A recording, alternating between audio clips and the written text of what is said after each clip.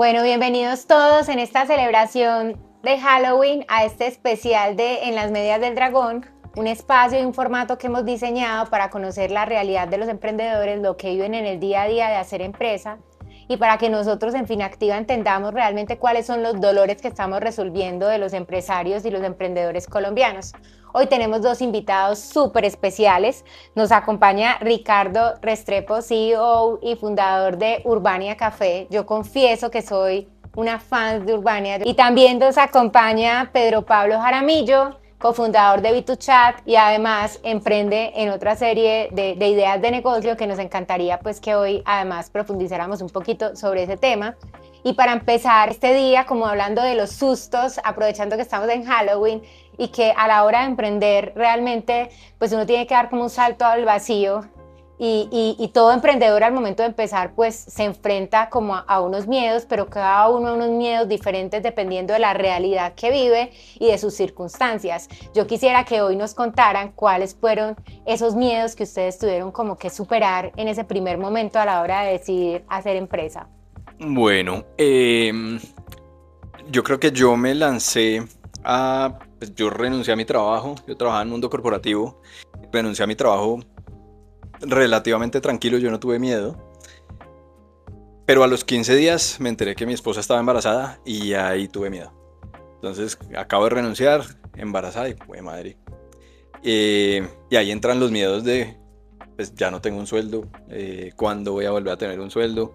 Y yo creo que es más que todo ese miedo financiero de, pues, cómo me voy a organizar, pues porque ya mis ingresos pasaron a cero, quién sabe hasta cuándo, y bueno, yo creo que es ese miedo financiero y lograr uno prever que durante un buen tiempo uno no va a tener el mismo ingreso que tenía claramente como empleado.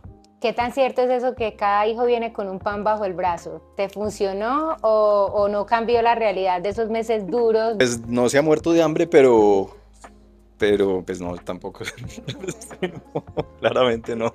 Yo, los miedos míos han sido un poco diferentes porque yo desde la universidad estoy emprendiendo. Cuando estaba en la universidad, pues emprender era una cosa natural porque era como el rebusque.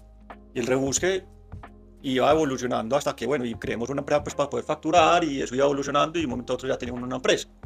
En esa etapa del miedo era vivir el día a día del flujo de caja. Uno cuando está empezando, uno no se preocupa por rentabilidades, uno no se preocupa por nada, lo único que es pagar la nómina. Y yo siempre le decía y molestaba con mis amigos que trabajan en Argos, en Bancolombia, llega el día de la nómina y digo, pucha, hoy es nómina. En cambio ellos, pucha, hoy es nómina, esa es la diferencia. Y entonces eran esos ciclos, parte de mis emprendimientos, sobre todo los de la primera etapa de mi vida profesional, fueron sin capital inicial, casi que era la inversión inicial era el tiempo de uno. Entonces, eso es un reto muy berraco porque el flujo de caja es limitado y está uno siempre tomando decisiones, pensando en el flujo de caja, y eso no es la mejor manera de tomar decisiones porque se toman decisiones de corto plazo, no de largo plazo. Entonces, esa fue, digamos que el primer miedo mío.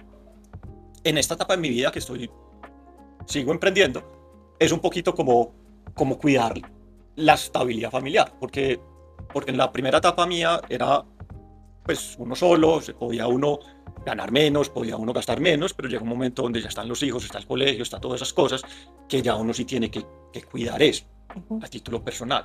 Y está siempre el miedo de, hombre, estoy contratando gente, siempre uno trata de contratar la mejor persona, prometerle y venderle lo que uno quiere en la empresa, pero está ese miedo, hombre, yo me robé esta persona está creyendo en mí, si voy a ser capaz como de que esta empresa sea exitosa para que él no se quede sin trabajo para todo eso. Y no solamente los empleados, sino como todos los colaboradores alrededor de eso. Pues. Ok, cuéntanos un poquito, Pedro, de B2Chat. B2Chat surge de una serie de esfuerzos que murieron por inanición dentro de una empresa de desarrollo de software que yo tenía con otro socio en ese momento. Era una empresa de desarrollo de software personalizado que habíamos tratado de hacer productos, con la idea de que escalar un producto es más fácil que crecer en personas, ¿cierto? Entonces, si yo vendo servicios, pues yo compro horas para vender horas. Entonces siempre habíamos tratado de decir, hagamos un producto que lo podamos vender internacionalmente y que pueda crecer exponencialmente la empresa, ¿cierto? Hayamos tenido varios intentos, creamos un producto en conjunto con unos australianos y siempre moría como inanición. Entonces empezamos a ver una oportunidad con mensajería instantánea en WhatsApp. La idea en ese momento era, hombre, el mundo se va a comunicar por chat, no se va a comunicar por teléfono. Eso era casi que antes de que existieran los APIs de WhatsApp, mucho antes de que existieran los bots. Entonces tomamos la decisión de buscar un inversionista y hacer un spin-off de la empresa de desarrollo. ¿Buscando qué? Buscando foco y lo que yo llamo ponerse uno en esa situación de incomodidad. Si uno está ahí, la tiene que sacar.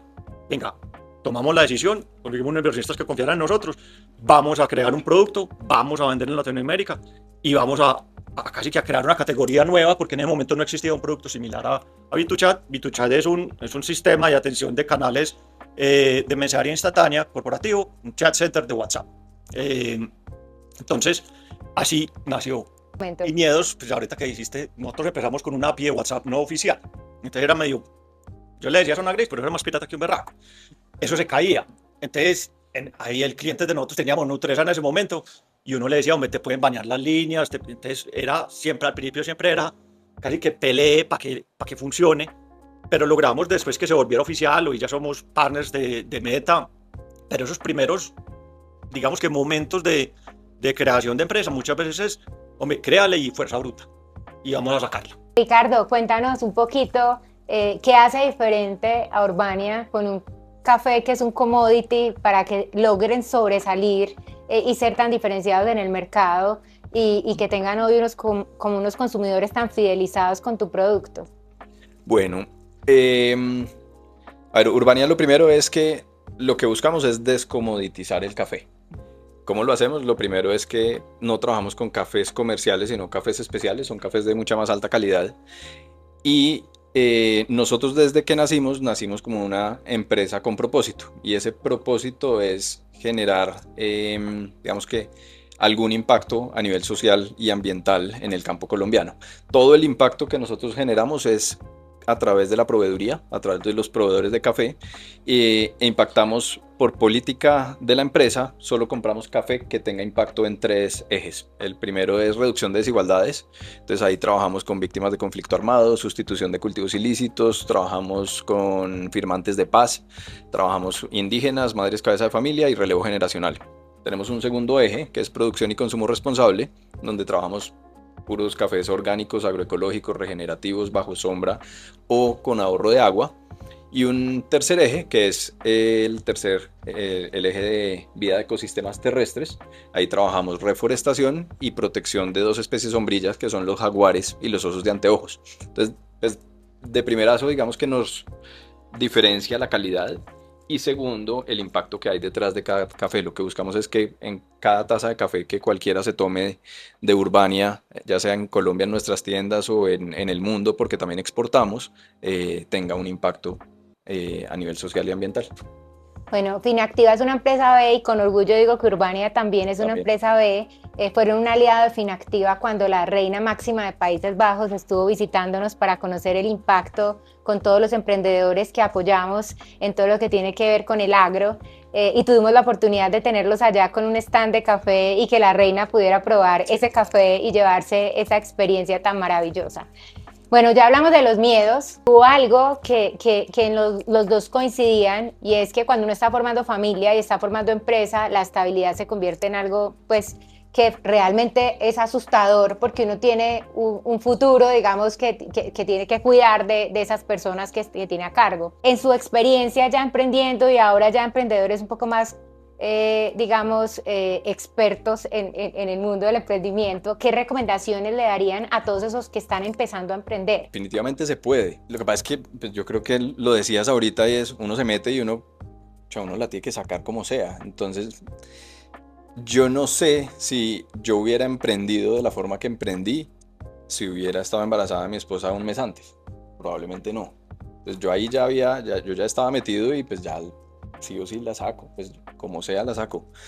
Si uno no tiene una estabilidad financiera y pues pone en riesgo el bienestar de su familia, pues yo creo que es muy difícil hacerlo, y yo no le recomendaría a nadie, venga, hágale que por algún lado la saca y tranquilo, que pues no, yo pensaría que Hay que tener muy claros los números, saber cuánto tiempo tiene uno pues, de estabilidad financiera sin poner en riesgo a su familia y saber cuál es el punto en el que si no me está dando, pues tengo que volver a buscar empleo, ¿cierto? Tampoco es que uno va a ser irresponsable y seguir y seguir y seguir, pues, porque yo digo que entre la perseverancia o la resiliencia y la terquedad, pues hay una línea muy delgada. Entonces es tener muy claro cuál es ese punto en el que pues, no me lo puedo cruzar porque ya pongo en riesgo a mi familia. Y los no negociables es tiempo y dinero económico familiar. Yo agrego otra cosa que vos me lo tocaste ahí, es que, hombre, si no funcionó, no pasa nada. Aquí nosotros vivimos en una sociedad en donde cerrar una empresa o tratar de montar un negocio y que no funcione es un fracaso. Eso, a mis ojos, eso es un éxito, hombre, traté, di lo mejor. Hombre, tenía unas tesis y unas teorías, no funcionaron por X o Y. Puede que llegué muy temprano al mercado, puede que no fui capaz de leer cualquier cosa, puede que me cogió el COVID.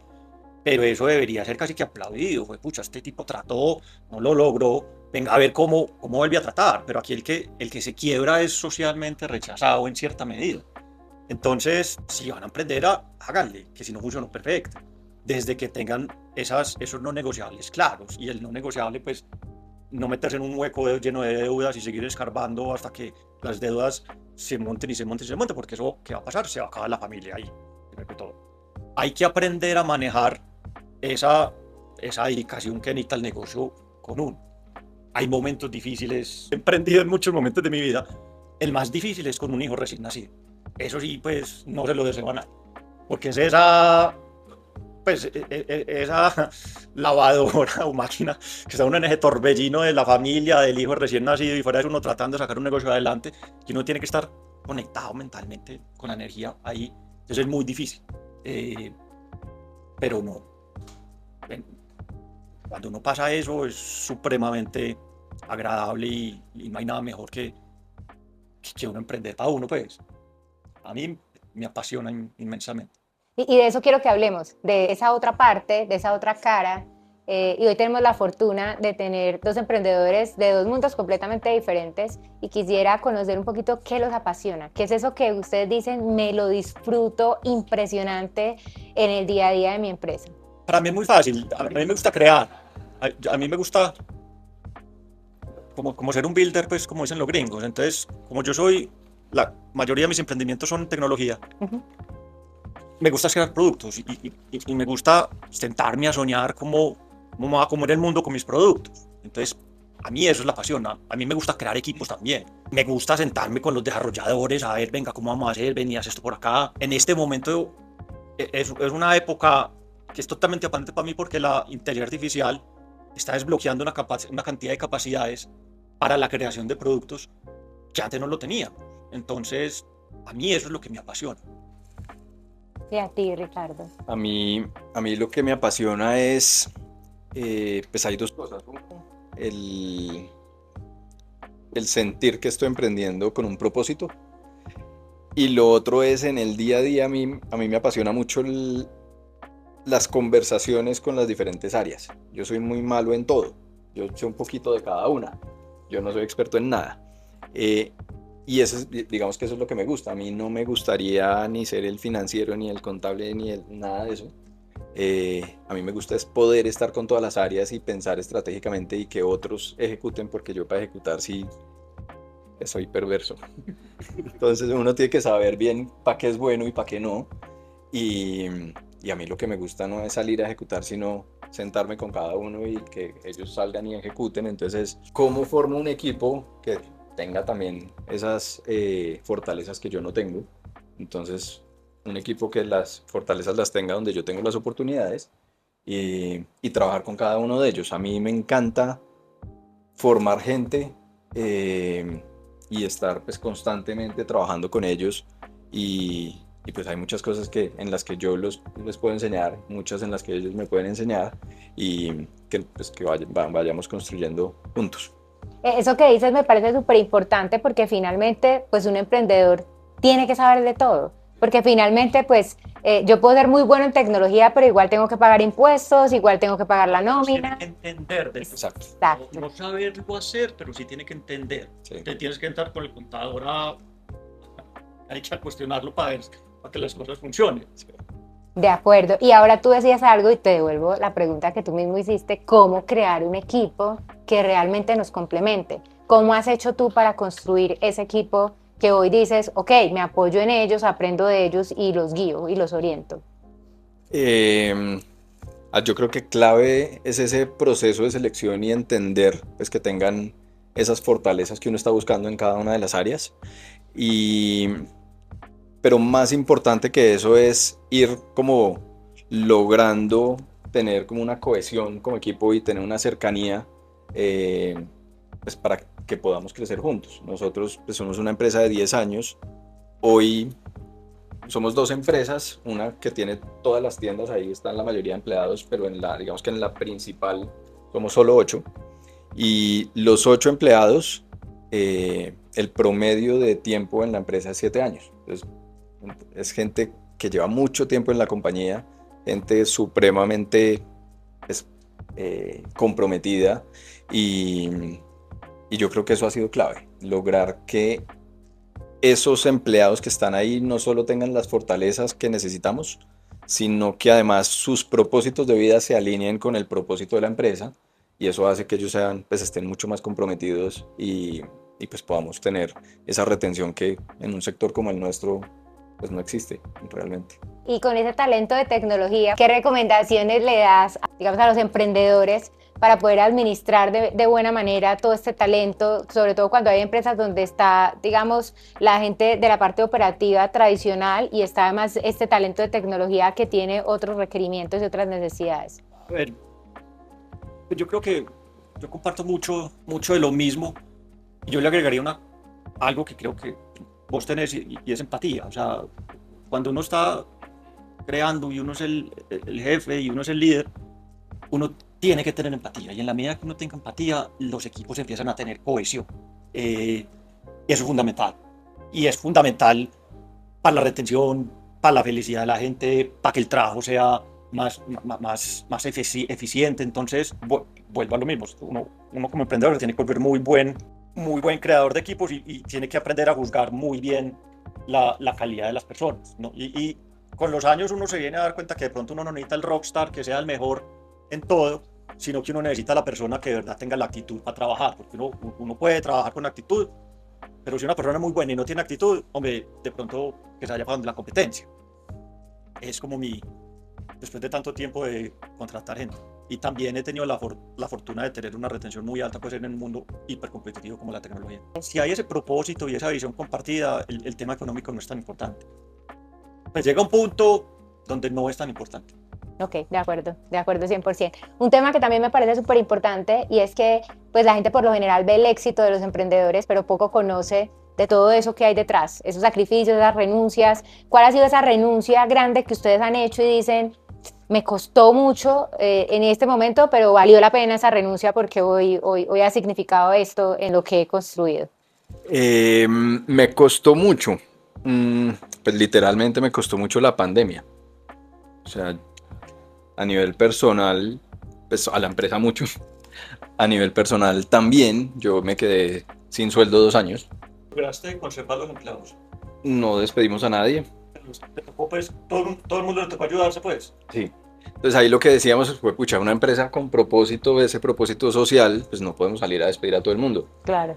Fue muy bonito realmente y ahí fue donde yo creo que probamos que ese propósito con el que trabajábamos también tenía un valor gigante y pues llegó un punto en que yo dije, no tenemos para la siguiente quincena, no queremos despedir a nadie, los que puedan bajarse el salario voluntariamente, pues llámenme. Había gente que se bajaba 80%, una cosa loca, impresionante. Bajamos 40% en promedio voluntariamente. Entonces, pues fue muy bonito porque realmente los empleados pues, se pusieron la 10. Mi socio y yo pasamos a ganarnos 0 durante 2 años. Entonces fue un momento muy retador,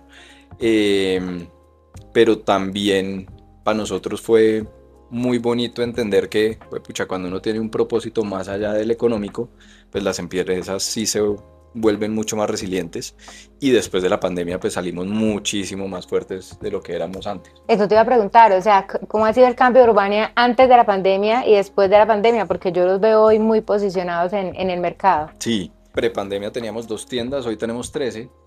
Entonces el crecimiento ha sido muy acelerado. No exportábamos, ya exportamos bastante.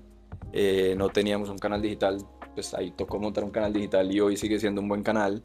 Entonces, sí, digamos que nos incomodó de una forma que nos obligó a generar canales que no teníamos y que hoy son supremamente importantes. Las tiendas hoy ya son nada más el 30% de nuestras ventas, eso era el 100% antes.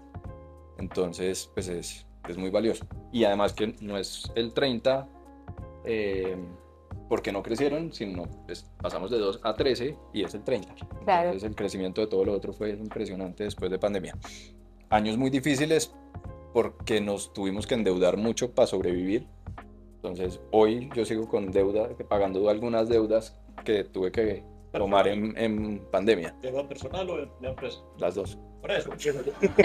No, y lo pregunto porque, pues, volviendo al propósito de ustedes, normalmente a las empresas pequeñas no tienen capacidad de endeudamiento. O si la hay, es con la firma de uno detrás. Entonces lo más duro es eso. Lo más duro es patrimonialmente, diría yo, porque muchas veces es el salario mensual, pero pues uno está construyendo, uno está haciendo una apuesta para construir patrimonio.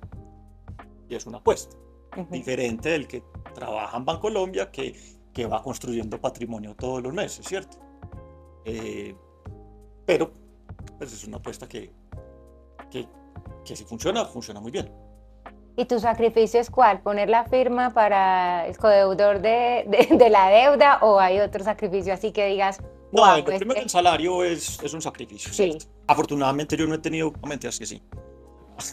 ¿Todavía eres codeudor de No, pues tuve por allá una empresa que se quebró, que le quedé viendo la cantidad de plata a la DIAN y todo, pero me tocó volver a empezar de cero y se la terminé pagando toda. Son los sacrificios que he tenido que hacer en una época de mi vida.